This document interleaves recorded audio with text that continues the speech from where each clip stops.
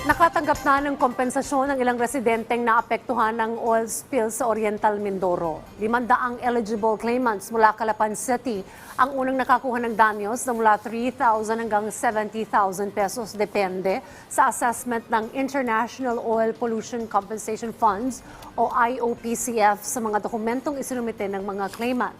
Kasama sa mga nakatanggap ay mga mangingisda, may-ari ng bangka, fish vendor at mga nagtatrabaho sa tourism industry na lubhang naperwisyo dahil sa oil spill.